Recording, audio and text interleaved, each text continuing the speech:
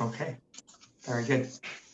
Good evening, everyone. Thank you for joining us, Zoom, Facebook Live.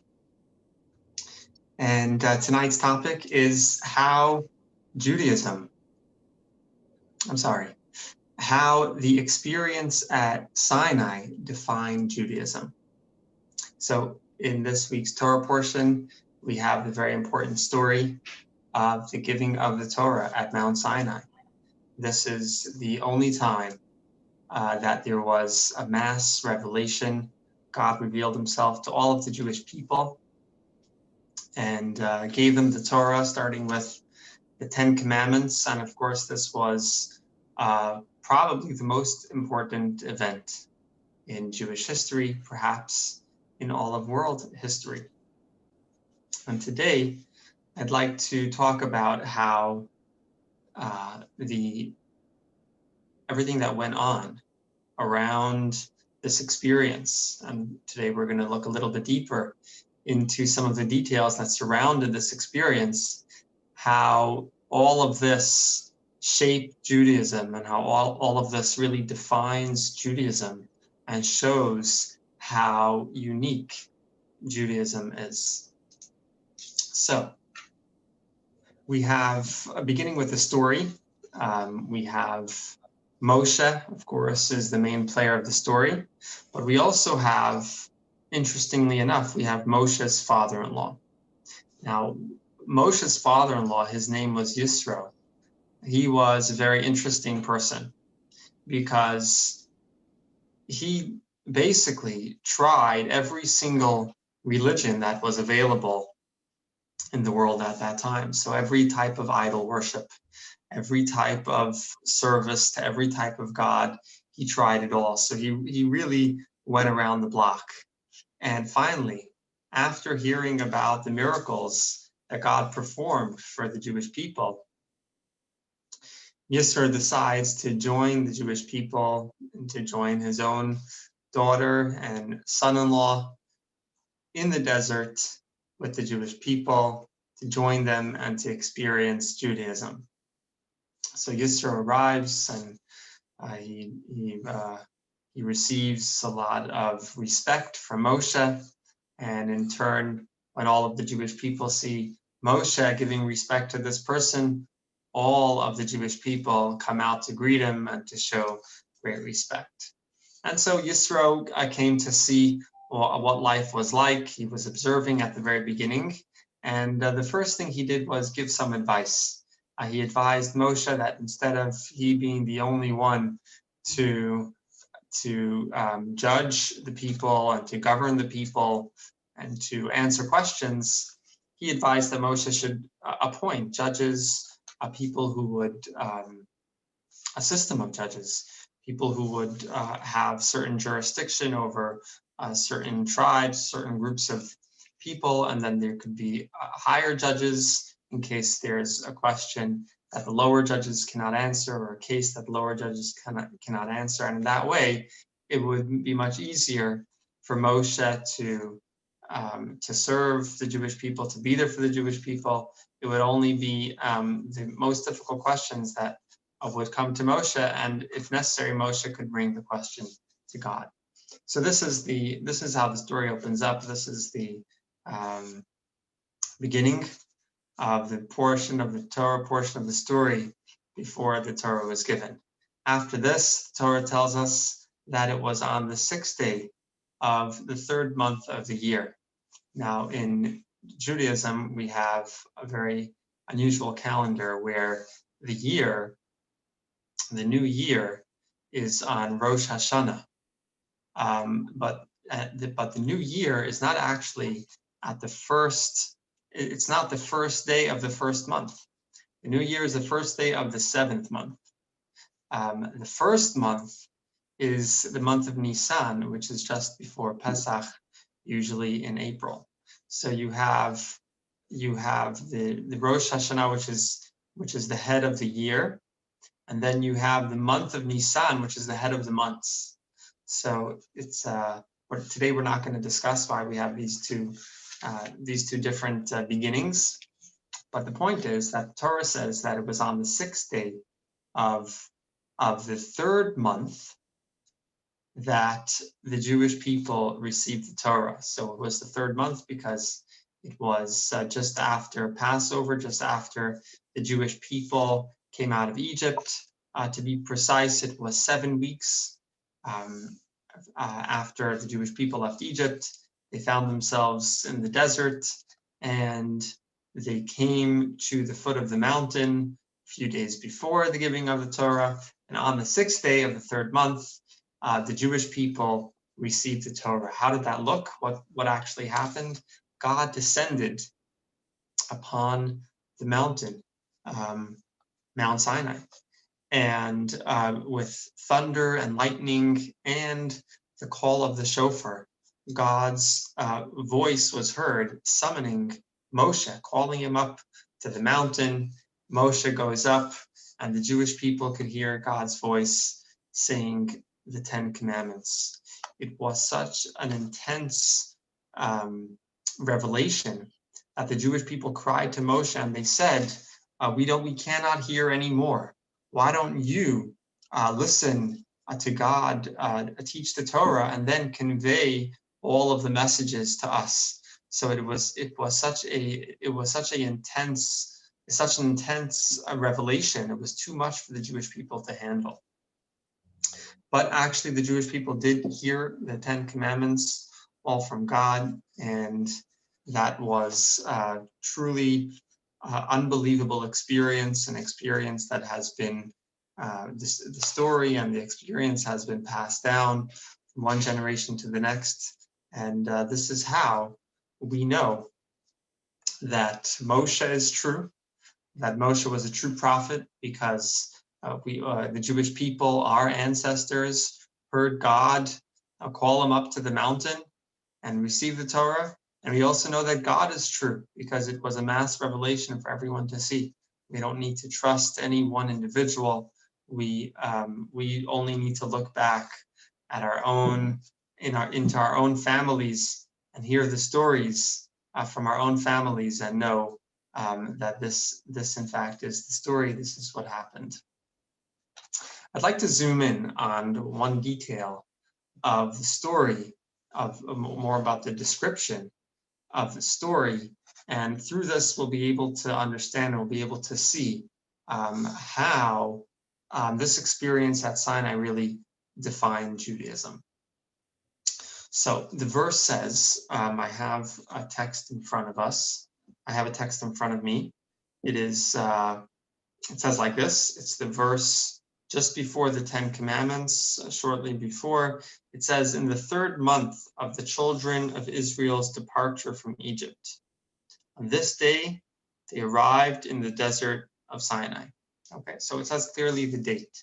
The date is marked very clearly. It says that it was in the third month.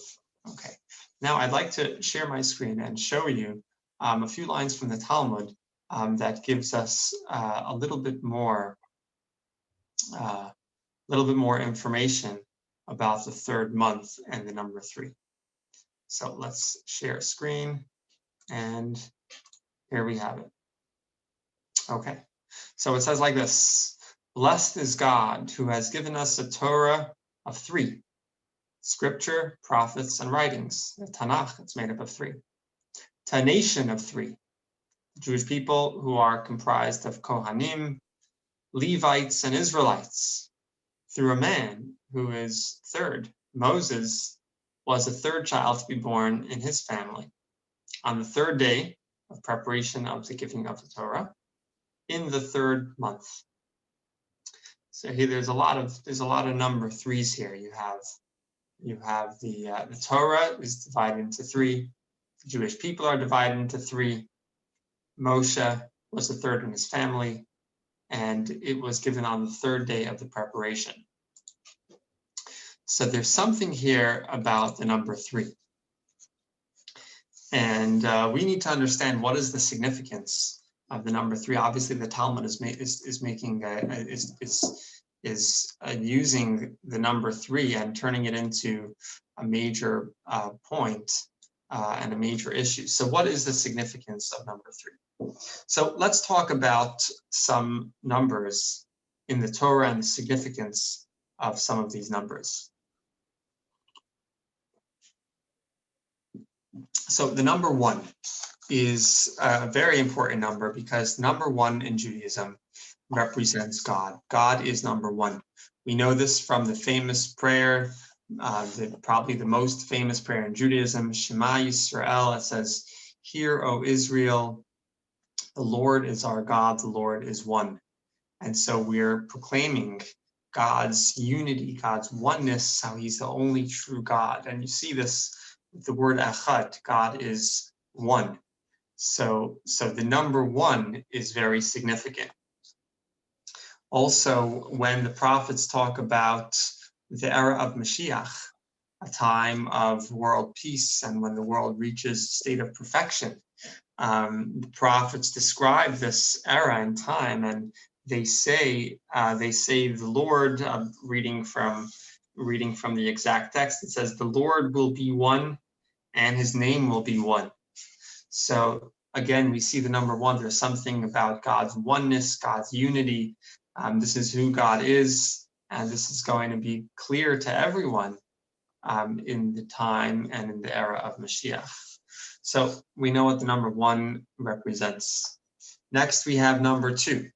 Number 2 represents division, right? Because now you have a second one. Now there are 2, and the two together could have disagreements. There could be conflict.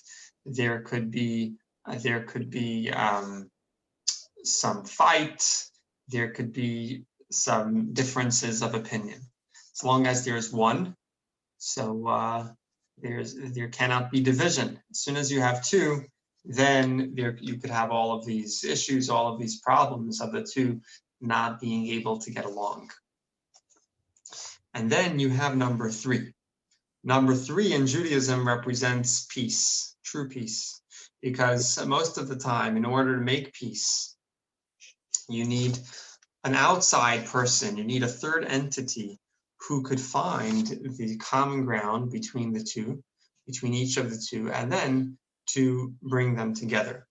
So you usually need a third person or a third entity to bring the 2 sides together and to help them agree and help them find what they have in common, and how they could find that they're actually on the same page, or to bring them to the same page. Now, we could probably have many examples of this. Let's take a very basic example that you would have in probably any relationship. So a single person, take a single person, not married, not living with anyone, they claim to be very reasonable people. They could claim to be easygoing, to be flexible, be kind, and that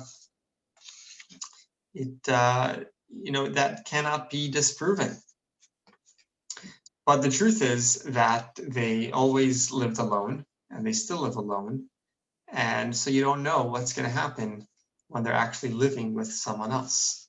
So at some point, this person, whoever they are, shares their space with another, and now they're living together with someone else. And all of a sudden, what happens? They can't get along. They seem to disagree about practically everything. They have opposing perspectives, and basically on every issue, they're on different sides of the issue. They cannot get along at all.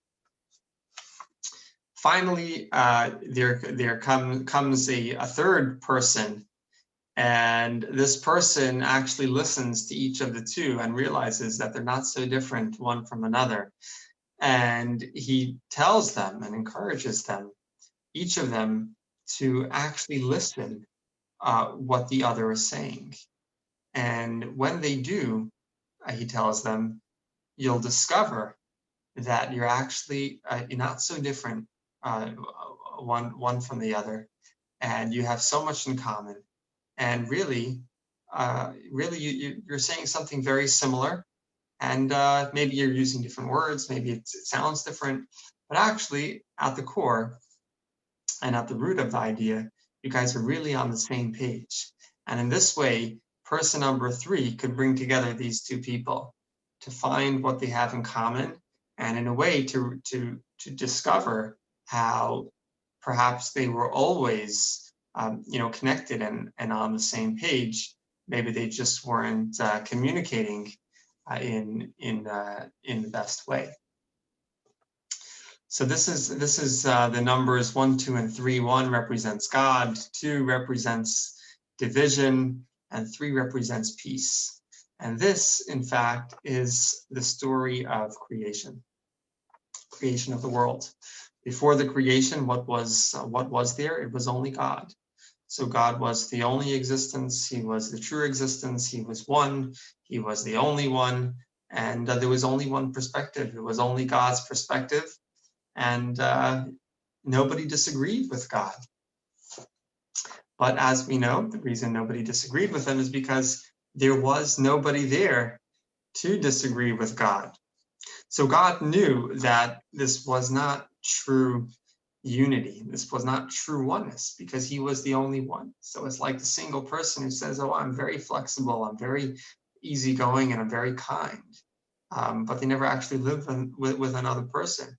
They might not know, how flexible they actually are until they're in a relationship.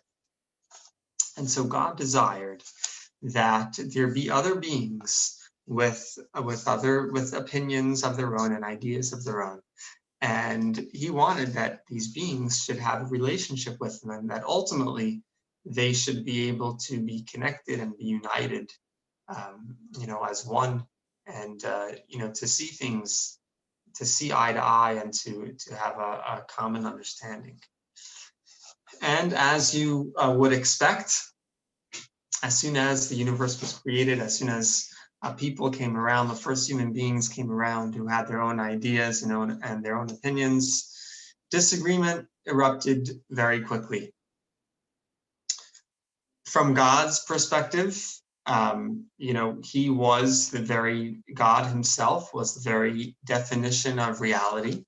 He's the creator of the world, creator of the entire universe. But the people that he created and the people walking on earth, they didn't feel that way. They didn't feel that God and godliness is the true reality. What do people feel? People feel like they're the center of the world. So spirituality, holiness, God, these things might be interesting ideas. They might be interesting to think about, but they're completely abstract and don't really have anything to do with reality. And so you have these two completely opposing perspectives. You have God's perspective, that God sees what true reality is. He sees the physical, he sees the world as secondary, if anything, or insignificant compared to the true reality, which is God himself and his expression and his light and his everything that comes along with God and godliness. And then you have the human beings who feel exactly the opposite. They feel like they are it. They are at the center, and they are the important ones. They're the true reality. So what happens? How do the two sides come together? How does God and human beings, the people, how do they get together? So finally, you have the number 3. Number 3 comes and makes the peace. And the number 3 is none other than the Torah. And the Torah and Judaism uncovers and reveals how actually God and the physical reality are all one and the same. So the Torah shows how everything is really all part of the same story. It looks like there's division. It looks like there's differences of opinion, disagreements, and conflicts, and all kinds of opposition each to the other. But the Torah reveals how everything is actually one, how everything, in fact, is an expression of God. Everything is a creation. Everything, the entire universe, everything is included in God, and everything has, God and a soul embedded in it, giving it life. You might not notice it when you look at it, but at the core, everything is truly, the entire universe is an expression of God, and the universe wants nothing more than to reconnect and to feel connected and to feel a part of its godly source. And this is this idea that the Torah reveals, this connection and this truth, how everything is really one, everything is really the same, everything is expression of God. This really defines what Judaism is in general. So in most religions, if somebody would want to concentrate on God, concentrate on religion, on service to God, the person would probably need to detach themselves from, whatever distractions there are in their life, because the world and the society is distracting. It interferes with people's spiritual pursuit and people's experience of holiness. And in order to connect to these religions, in most religions, you need to kind of separate yourself from these distractions, move away from them, to be able to experience whatever service you're trying to experience and whatever connection you're trying to feel. Judaism is exactly the opposite, because to be Jewish and to serve God means that you are acting as the third person who's bringing peace to the world, bringing peace between the spiritual and the physical, between heaven and earth. And to be Jewish is to serve as this middle person who is uncovering the truth and discovering how at the core everything is the same. All of reality is the same. And so how is this done? How could someone show that everything in the world is a reflection of God? This could only be achieved by engaging with the world. So removing yourself from the world, removing yourself from reality, is in a way is the exact opposite of the goal. It's the exact opposite of the mission, because it's like this third person trying to make peace. So he goes to another space where there's no conflict. No, in order to make peace, you need to go to the place of the conflict and create the peace, make the peace, and discover, help the two sides discover how they're actually all connected. They're on the same page, and they're truly they're one united being. And so to be Jewish and to be this third person bringing the peace, it's necessary to engage with the world and to do mitzvahs with mundane objects and materials, and doing mitzvahs, bringing mitzvahs, the holiness of mitzvahs, into these materials and into these objects. You are showing and you're revealing how God's reflection is indeed inside, embedded in the world, and we only need to peel at the layers of the world. First, you don't have to dig too deep. A little bit of digging will show how, in fact, everything is one. Everything is included in God. Everything is energized by God, and this beautiful world this beautiful universe, this fascinating universe, has an artist, has a creator, and this is God expressing himself. This is God. This is God's reflection. This is God's light. Within everything and everywhere.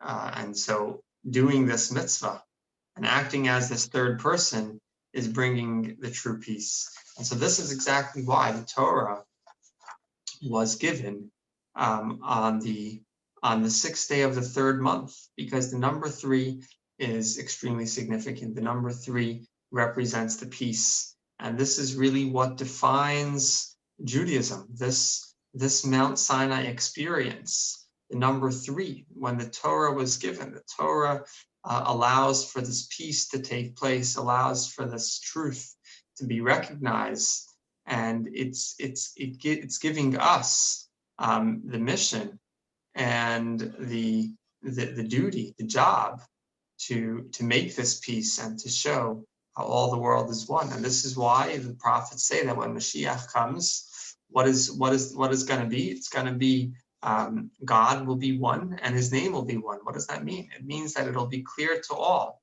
even to the people, to human beings walking on this earth. It'll be clear that there is one true reality, and that true reality is the reality of God. So in the beginning of creation, there was this conflict. There was this difference of opinion. God sees himself as the reality. Human beings see themselves as the center of the world. And slowly, through the Torah, we can bring the two sides together and show how, in fact, there is only one reality. And it's up to us to reveal that. It's up to us to make that shine and to make that clear for everyone to see, for ourselves to see, and for that to be the shining and true reality. So this is the idea. This is the point. How the experience at Sinai, receiving the Torah, and the date is significant as well. This really was the mission statement for the Jewish people and for the world as a whole, that it's time for the world to start this process of creating this peace, this necessary peace. I'd like to share, just to finish off, I'd like to share a few other points in the Torah portion, in the story surrounding the giving of the Torah, that really express the same theme that we're saying now. The first thing I'd like to share, two small points which demonstrate the same idea. First point is that we know from the Talmud and from other places that our ancestors, even before the giving of the Torah on Mount Sinai, they were studying the Torah and they were keeping the Torah. So I can't tell you exactly what they were studying, what parts of the Torah, and I can't tell you exactly which mitzvahs they were doing, but it says in the Talmud and in other places that they kept the Torah. It says that they kept the Torah, they kept the mitzvahs, starting with Avram, the first Jew, Abraham, Isaac, Jacob, their children. And even in Egypt, when the Jewish people were slaves in Egypt, it was one tribe, the tribe of Levi, that they were the ones who were not enslaved. They were the ones who were allowed to keep studying. What did they study? They studied the Torah. And so if this is true, if in fact the Jewish people already had the Torah, they were studying the Torah, so what changed? What was so special about this experience, about this moment in history when God gave the Torah to the Jewish people? They already had it before, according to what the Talmud says. And the answer is that there was a fundamental change, and there was a tremendous difference between the pre-Sinai Torah and the post-Sinai Torah, because there's this conflict. You have these two sides. You have the God's perspective You have the spiritual side and you have the physical perspective and you have the physical side. And these two cannot meet. These two cannot come together. But something changed when the Torah was given on Mount Sinai. Something changed that made it possible for the peace to take place. What happened? God came down the mountain. We saw this in the verse that we read in the beginning. God descended upon the mountain. And that represents, says the Talmud, says the Kabbalah, how all of a sudden there could be a connection and a unity between heaven and earth, between the spiritual and the physical. So what was so special about the giving of the Torah wasn't so much the knowledge, it wasn't so much the mitzvahs, it was the fact that this barrier between the spiritual and the physical was broken. And like we said before, this is what defines Judaism. This is what Judaism is all about. It's all about bringing the peace. And this peace could only come about when this barrier is broken. That's why the Sinai experience is what defines Judaism. It's not our ancestors, our forefathers and mothers studying the Torah. That's not what defines Judaism. The defining moment was the breaking of that barrier, God coming down onto the mountain and making it possible for this peace to take place. So again, you see the same theme in another part of the story, in another aspect of the story. And I'll share one more interesting idea, which again will illustrate the same exact point. What is the first word of the Ten Commandments? So in the Hebrew, if you look into the Torah, the first word of the Ten Commandments is Anochi. Anochi Hashem Elokecha, I am the Lord your God. Now the word for I in Hebrew, Anochi, that's actually not a Hebrew word.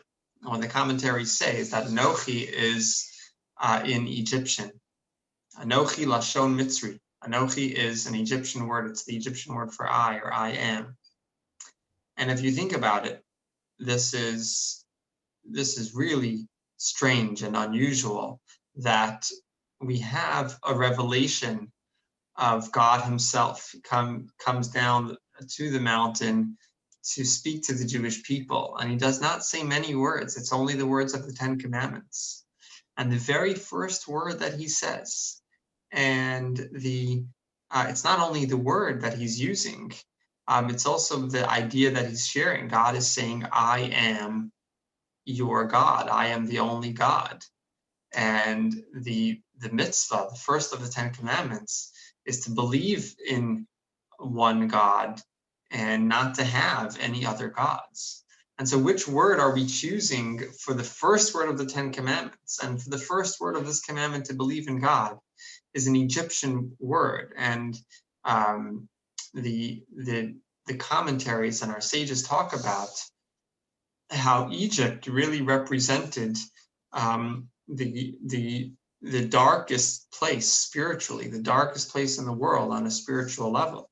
And so God is talking about believing in him. God is talking about not serving idols, including the idol worship, which was so popular and so common in Egypt. God is speaking against that. And what word does he use? He uses the word Anochi, which is the Egyptian word for I am. So what is this all about? And the answer, of course, is this theme that is running through this whole story, that it is the whole goal and the whole point of Judaism is to reveal how every part of the world, even the darkest places, even the Egypt, even the places where they have the worst idol worship, when they're rebelling against the true God, even such a place, even such a language, even such a society, to reveal how even there, all of the reality is in fact the one true reality of God and the perspective of God. And so it's very specific that God chose this word Anochi to show how this in fact is the mission statement. This in fact is the defining moment of Judaism. This is what Judaism is. It's about making the peace, and it's very easy to make peace in places where there's no opposition. But it's especially in a place like Egypt where the opposition is the strongest and the opposition is the most fierce. God is saying, even there, or especially there, it's our job to bring the peace, to show how there's only one true reality. And in the end, like the prophet said, God will be one and his name will be one.